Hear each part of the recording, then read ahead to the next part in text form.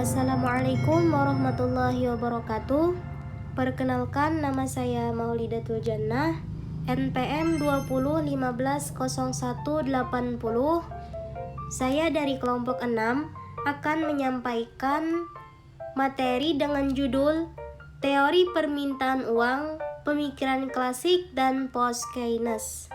Nah, langsung saja kita masuk ke pembahasan yang pertama, yaitu tentang teori permintaan uang klasik. Nah, tiang utama teori moneter klasik adalah Jean-Baptiste, Irving Fisher, Alfred Marshall. Nah, para ekonom ini memiliki cara pandang yang berbeda-beda dalam menganalisa teori moneter dalam konteks ekonomi. Nah, JBC adalah ekonom yang terkenal dengan dalil supply creates its own demand, yang menyebutkan bahwa penawaran akan selalu menciptakan permintaan sendiri. Nah, ini berarti bahwa suatu perekonomian tidak akan pernah mengalami underemployment atau penurunan produksi dan kesempatan kerja, atau underconsumption atau penurunan tingkat konsumsi. Nah, kondisi meningkatnya pengeluaran total masyarakat akan selalu dapat mencukupi untuk menunjang produksi pada keadaan kesempatan kerja penuh. Nah, ekonom klasik beranggapan bahwa adanya tabungan masyarakat dalam proses ekonomi, uang dipinjam oleh pengusaha atau perusahaan untuk membiayai investasi. Nah, masyarakat penabung memperoleh bunga atas tabungannya, sedangkan pihak perusahaan bersedia membayar bunga selama harapan untuk memperoleh keuntungan dari investasi lebih besar dari beban bunga tersebut. Nah, hal ini menimbulkan teori tingkat bunga oleh ekonom klasik, yaitu teori permintaan uang klasik bermula dari teori tentang jumlah uang yang beredar dalam masyarakat, atau disebut teori kuantitas uang.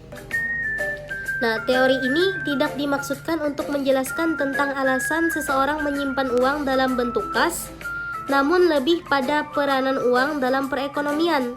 Nah, teori ini sebenarnya adalah teori mengenai permintaan dan penawaran akan uang, beserta interaksi antara keduanya. Fokus dari teori ini adalah pada hubungan antara penawaran uang atau jumlah uang beredar dengan nilai uang atau tingkat harga. Hubungan dua variabel dijabarkan lewat konsepsi teori mengenai permintaan akan uang. Nah, perubahan akan jumlah uang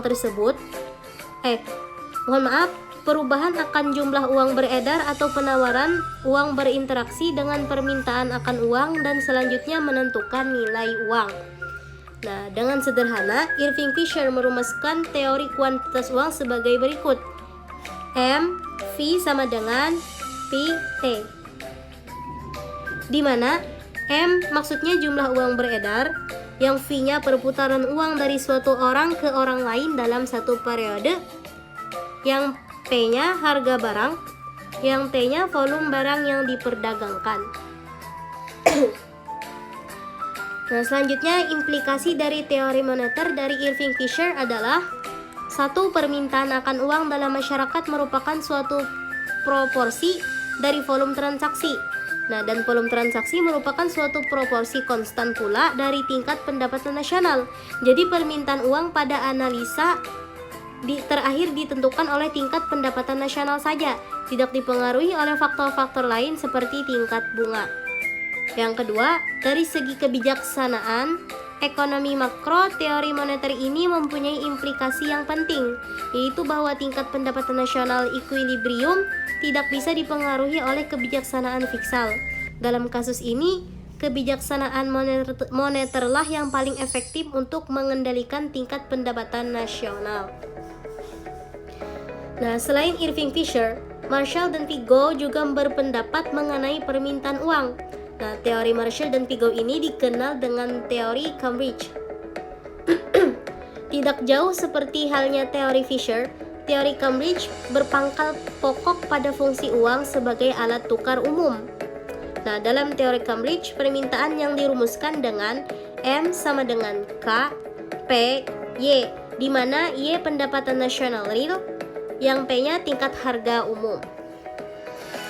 Nah, masuk ke pembahasan yang kedua, yaitu teori permintaan post-Keynes. Post-Keynesian, istilah ini pertama kali digunakan untuk merujuk ke sekolah yang berbeda pemikiran ekonomi dengan Eichler dan Kregel 1975 dan pembentukan Journal of Post-Keynesian Economics pada tahun 1978. Nah, Post-Keynesian ekonomi dapat dilihat sebagai upaya untuk membangun kembali teori ekonomi dalam terang ide-ide Keynes dan wawasan.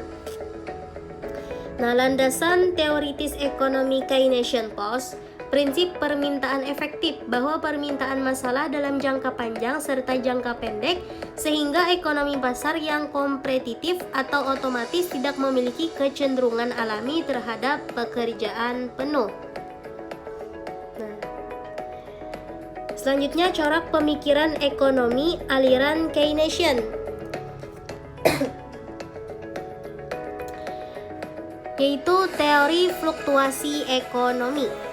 Pada masa sebelumnya, masalah fluktuasi atau siklus ekonomi telah dibicarakan oleh Ricardo dan Stuart Mill. Namun, pembahasannya hanya dilakukan secara selintas. Bagi kaum Keynesian, fluktuasi ekonomi terjadi karena dua penyebab, yaitu yang pertama, terjadi perubahan-perubahan dalam tingkat investasi dan rendahnya tingkat konsumsi.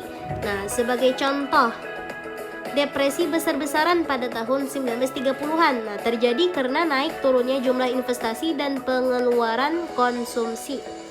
Yang kedua, fluktuasi terjadi karena tidak adanya mekanisme koreksi yang mampu mendorong perekonomian pada keseimbangan kesempatan kerja penuh, yang disebabkan oleh kakunya harga-harga terutama tingkat upah dalam mekanisme penyesuaian. Ketidakseimbangan perekonomian yang berkaitan dengan pengangguran dan inflasi menyebabkan kaum Keynesian percaya perlunya intervensi dari pemerintah sebagai langkah koreksi. Nah, selanjutnya teori pertumbuhan dan pembangunan. Nah, perhatian terhadap pertumbuhan dan pembangunan terutama di negara-negara berkembang semakin marak berkat pengaruh ajaran Keynes yang menginginkan campur tangan pemerintah dalam proses pembangunan.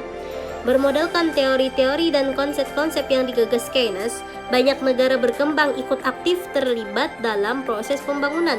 Sebagaimana diketahui, negara berkembang ingin cepat-cepat mengejar ketertinggalannya dari negara-negara maju.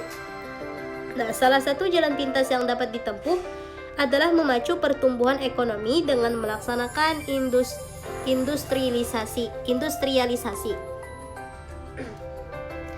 Nah, selanjutnya kebijakan fiskal versus kebijakan moneter. Keynesian menganggap kebijakan moneter kurang efektif dalam usaha menstabilkan perekonomian karena kebijakan moneter diarahkan hanya untuk pengendalian inflasi dan tidak bisa dipergunakan untuk mempengaruhi kegiatan ekonomi real. Sebaliknya, mereka percaya kebijakan fiskal lebih ampuh dalam menstabilkan perekonomian. Nah, bagi Keynes, campur tangan pemerintah merupakan keharusan. Misalnya, kalau terjadi pengangguran, pemerintah bisa memperbesar pengeluarannya untuk proyek-proyek padat karya. Dengan demikian, sebagian tenaga kerja yang menganggur bisa bekerja dan akhirnya dapat meningkatkan pendapatan masyarakat. Nah, sementara itu, menurut kaum moneteris, terjadinya inflasi dipersepsikan karena pengeluaran agregat terlalu besar. Maka untuk memberantas inflasi tersebut, pemerintah perlu mengurangi jumlah uang beredar dan inflasi akan turun dengan sendirinya. Nah, pembahasan yang ketiga yaitu pemikir-pemikir teori post-Keynes. Yang pertama, pemikiran ekonomi Simon Kuznets 1901 sampai 1985. Kuznets banyak menyumbangkan pemikiran tentang hal-hal yang berhubungan dengan perhitungan pendapatan nasional, antara lain pendapatan nasional, pertumbuhan ekonomi, pengukuran produk domestik bruto atau gross domestic product. Nah, yang kedua, pemikiran ekonomi Paul Samuelson. Nah, Samuelson memperjelas hubungan antara kebijakan fiskal dengan keseimbangan dalam lalu lintas pembayaran internasional. Hal ini memperlihatkan peranan plugin atau dampak multiplier yang berasal dari perdagangan luar negeri dan berbagai kemungkinan penyimpangan dari keseimbangan internasional. Nah, di sini dapat dilihat adanya integrasi mengenai segi equilibrium internasional ke dalam kerangka umum teori ekonomi makro.